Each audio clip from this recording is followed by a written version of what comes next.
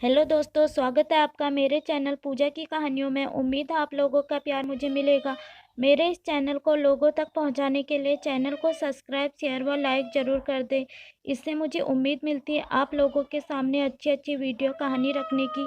आइए दोस्तों, वीडियो शुरू करते हैं। ज़िंदगी का सफ़र। गाँव के लोग खेती का काम करते थे, अपना गुजारा करते थे। सुबह होते ही सब अपने काम में लग जाते थे। यह घर कैलाश का था। वह एक जाने-माने किसान था। उसके पास बहुत ज़मीन थी। वह रोज़ खेती का काम करके सुबह निकल जाया करता था। दूसरी तरफ कैलाश की बेटी राधा सुबह उठकर पहले आंगन के आम के पेड़ के पास जाया करती थी, क्योंकि उस पेड़ में के शाखा में एक सुनहरी पक्षी ने घोंसला बनाया था और राधा उसे रोज़ देखती थी। सुनहरी पक्षी ठीक है, उसे कुछ हुआ तो नहीं ये देखती थी, खाना खाया यह भी देखती थी, और उसे वह पक्षी दूर कहीं चली जाती, शाम होने से पहले वापस आ जाती। एक दिन सुबह सुनहरी पक्षी खाना ढूंढने चली गई तो राधा ने देखा कि घोंसले में 2 अंडे।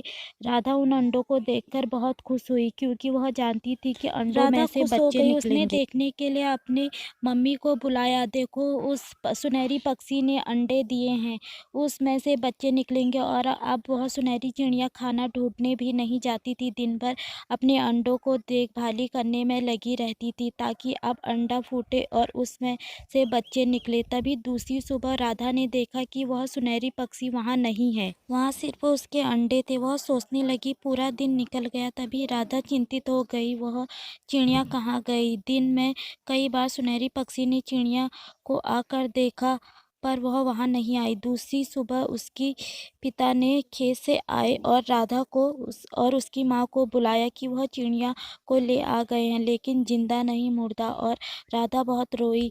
वह कुछ बोल भी नहीं पा रही थी, सब कुछ देख रही थी। पक्षी कैसे गई, उसके पिता यह सोचने लगे। ना उसने जहरीला खाना खाया था, फिर भी चिड़िया कैसे मर गई, यह उसके पिता सोचने लगे। वह कैसे आ गई वहाँ खेत में, यह तो कीड़े मकोड़ों के लिए डाला था, पर इसने कैसे खाया, यह वह सोचने लगे। हम बेवजह किसी भी जानवर को मार देते हैं जहर डाल के, इसलिए खेत में कितना चिड़िया खाएगी ये नहीं सोचते हैं।